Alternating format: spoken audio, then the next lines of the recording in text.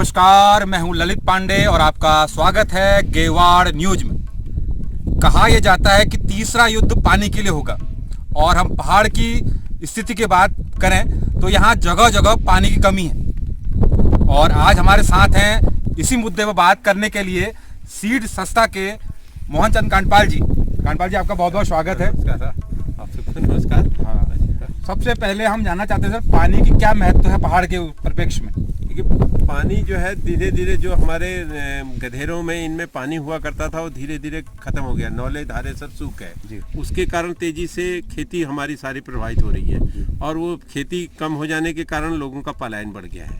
तो पानी की बहुत बड़ी समस्या पूरे क्षेत्र में हो गई है और हमारे इस रिस्कन घाटी के क्षेत्र में तो बड़ी तेजी से जो है जल स्तर गिरता चला जा रहा है और उस पर जो है कोई ठोस नीति अभी तक सरकार द्वारा नहीं बनाई जा रही है, जिसके कारण ये पानी जो है हमारे रिस्कन नदी में भी पानी जो है एकदम सूख गया है। इस मौसम में भी सूख गया है। ये कमी के कारण जो है ये सबसे बड़ा महत्व है पानी का, कि अगर पानी रहेगा तभी गांव में लोग रहेंगे, तभी हमारे समाज आगे को बढ़ेगा, क्षेत्र में भी कुछ हो सकेगा। सर, आपकी संस्था सीड संस्था का एक तो पूरा क्या है परिचय बताइएगा, और दूसरा सर आप क्या क्या कर रहे हैं? ये सीड संस्था में हकीकत में मेरी एजुकेशन कानपुर महानगर में हुई है, केजी से लेकर एमएससी तक का। 1990 में जब मैं पहाड़ आया तो मैं गांव में आके रहने लगा। तो गांव में आने के बाद मैंने कुछ सामाजिक काम शुरू किए। उसके बाद फिर मैं एक दफ़ा इंटर कॉलेज सुरीखेत में केमिस्ट्री की पोस्ट करी, तो मैं वहाँ नौकरी भी करने लगा। बचपन से मेरी इच्छा थी कि मैं गाँव में जाके रहूँ। यहाँ पर आने के बाद मैंने बहुत सारे सामाजिक कार्यों को किया और जिसमें एक मीटिंग बुलाई, गांव के बच्चों को जोड़ा, बच्चों को पढ़ाना शुरू किया, यहाँ की समस्याओं पर बात करनी शुरू करी। तो साथ ही जो है उस वक्त हमने सोचा कि कुछ बुद्धिजीवियों को, पढ़े लिखे लोगों को यहाँ सुरीखेत इंटर कॉलेज में बुलाया गया। तो उस वक्त डॉक्टर डी पंत फर्स्ट कुलपति उत्तराखंड ये कुमाऊं यूनिवर्सिटी के, डॉक्टर वाल्दिया जी, डॉक्टर आर डी खुलबे जी, डॉक्टर ललित पांडे जी और वन मंत्री, पूर्व उत्तर प्रदेश वन मंत्री हरदत्त कांडपाल जी जैसे अन्य बहुत सारी हस्तियां जो है सुरीखेत में एकत्रित हुई हमारे कॉलेज में। एक 3 दिवसीय गोष्ठी हमने करी और जेएस मेहता जी उस वक्त डीएफओ हुआ थे, वो भी उस मीटिंग में मौजूद थे। तो सभी ने कहा कि पहाड़ के लिए जो महिलाएं जब आगे आएंगी तब पहाड़ का भला हो सकेगा। लेकिन महिलाएं कैसे आगे आएंगी ये सोचा गया। तो हम लोग ने सोचा कि पहाड़ को महिलाओं का कुछ संगठन और गांव के अंदर कुछ काम शुरू किया जाए। तब डॉक्टर ललित पांडे जी ने जो है हमसे कहा कि हम आपको सपोर्ट करेंगे। कुछ अन्य लोगों ने कहा हम आपको सपोर्ट करेंगे, आप गांव के अंदर कुछ कीजिए। तब हम लोग ने एक संस्था बनाई जिसका नाम रखा पर्यावरण शिक्षण ग्रामीण उत्थान समिति, और शॉर्ट में सीड संस्था करके। और उसके बाद हम लोग ने सामाजिक क्षेत्र में महिला एकता परिषद का गठन किया। लगभग 82 गाँव में महिलाओं का संगठन बनाए। 5 के उस वक्त हम लोग प्राथमिकता दी कि कैसे 5 के फॉरेस्ट बनाए जाए चीड़ की जगह। आज हमारे क्षेत्र में, सुरीखेत के क्षेत्र में 7 बांज के फॉरेस्ट तैयार हैं, जो आज 25 साल के पेड़ हो चुके हैं। वो काम हो चुका है उसमें। उसी वक्त हम लोग ने और सारे बच्चों पर काम किया और जो बच्चे शाम को घर पर आ जाते थे स्कूल के बाद, उनके लिए एक संध्या केंद्र बनाया जिसमें उनको थोड़ा व्यवहारिक ज्ञान देना प्रारंभ किया और पेड़ लगवाना शुरू किया। बच्चों से घरों में बच्चों के पॉलीथीन लगवाने शुरू किए। उसी के साथ ही हम लोग ने जल संरक्षण का काम किया, क्योंकि पानी धीरे धीरे सूख रहा था। सबसे पहले हम लोग ने मुनिया क्षेत्र में और सीलंग क्षेत्र में, इन क्षेत्रों में तालाब खुदवाए जगह जगह टॉप में, जिससे कि पानी उसमें जमा हो जाए, जिसका आप एक उदाहरण यहाँ पर भी देख रहे हैं, ये जमा हो जाए। और उसके लिए मैंने कुछ तो आर्थिक सहायता मुझे उत्तराखंड सेवा निधि से दी गई और कुछ सहायता मुझे जो रिटायर्ड लोग हैं उनके द्वारा दी गई अपने निजी पैसे से। जैसे इस वक्त हमको इस काम के लिए पैसा, जल संरक्षण के लिए जो पैसा और दे रहे हैं या खुद भी करवा रहे हैं, आकर के यहाँ खड़े होकर के वो करवा रहे हैं, श्रीमान रामचंद्र वीरवानी जी, वो आर्थिक सहायता इसके लिए कर रहे हैं। तो वो जो है आते हैं, अपना खड़े रहते हैं, दिन भर अपने ही पैसे से तालाब खुदवाते हैं और शाम को जो है मजदूरी उनको दे देते हैं।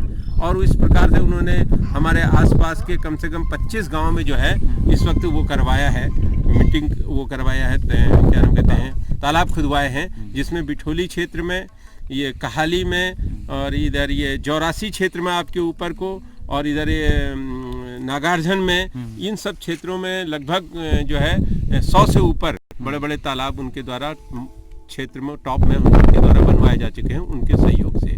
तो ये काम इसलिए कराया जा रहा है कि अगर ये पानी इसमें जमा हो जाएगा बरसात का तो वो रिचार्ज होगा तो वो नीचे जाएगा, तो वो कहीं नौले धारों में निकलेगा। हमारा मेन ये है कि जब तक हम पानी बोएंगे नहीं तब तक पानी उगेगा ही नहीं। अब पहाड़ में पानी को बोना बहुत जरूरी है। हम काट तो रहे, पानी पी तो रहे, यूज तो कर रहे हैं, लेकिन वो निकल जा रहा है पानी। बरसात तो हो रही है, अभी भी काफी बरसात हो रही है। अगर हम और देशों की तुलना में देखें तो हम लोगों को बोना होगा पानी को भागने से रोकना होगा।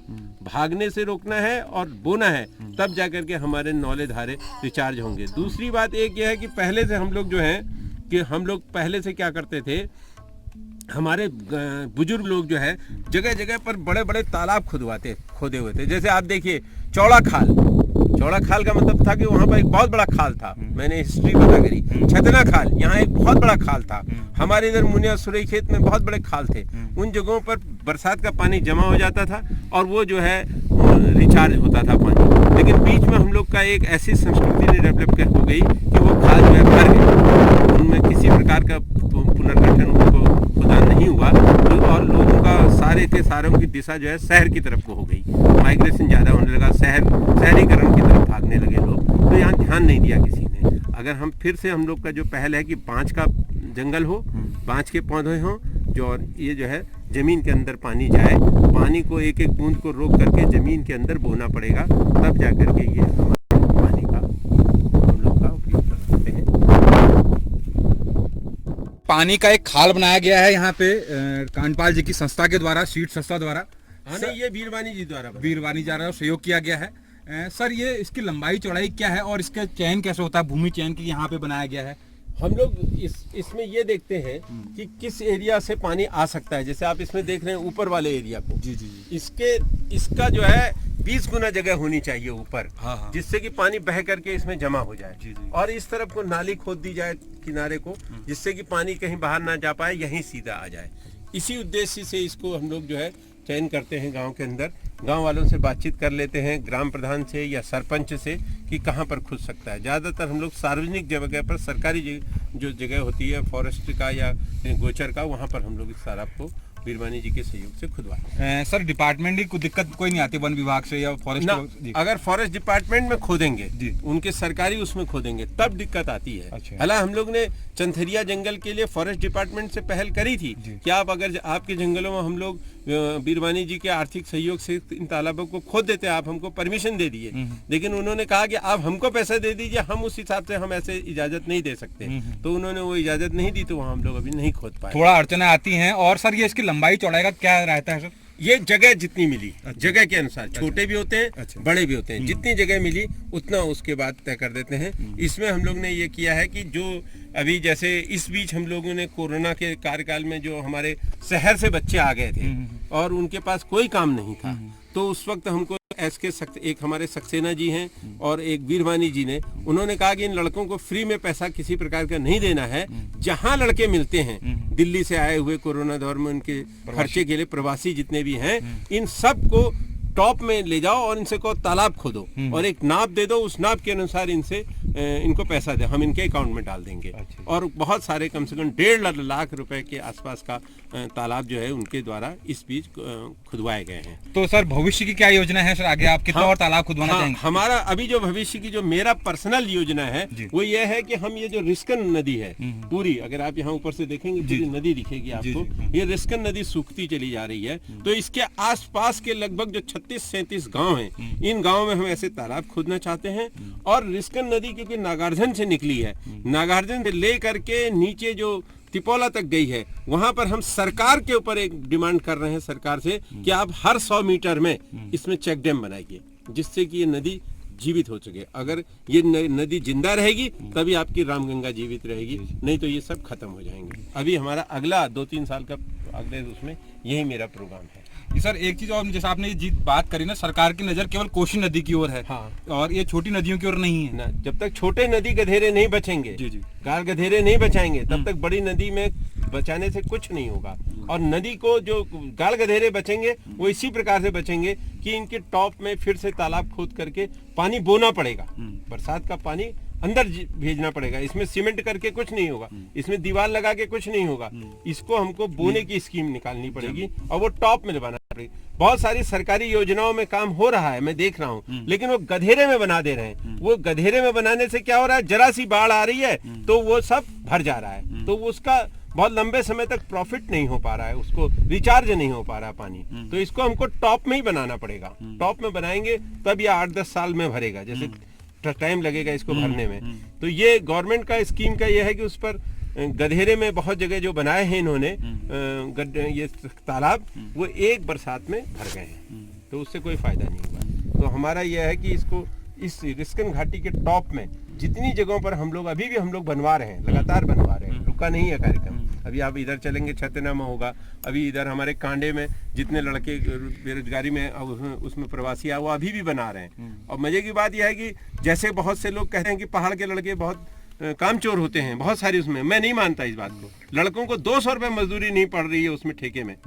जो हमने उनको कहा कि इतना गुणे नाप गुणे इतना है, आप इसको बनाइए। जो यहाँ का एक्सपर्ट मजदूर है वो तो कमा ले रहा है उसमें, क्योंकि वो जानता है कहाँ से संभल मारना है। लेकिन वो लड़के जो प्रवासी हैं, उनके हाथ में छाले पड़ गए, उनको 200-250 रुपये मजदूरी पड़ रही है, फिर भी वो कह रहे हैं हम इस काम को करेंगे और दे दीजिए हमको।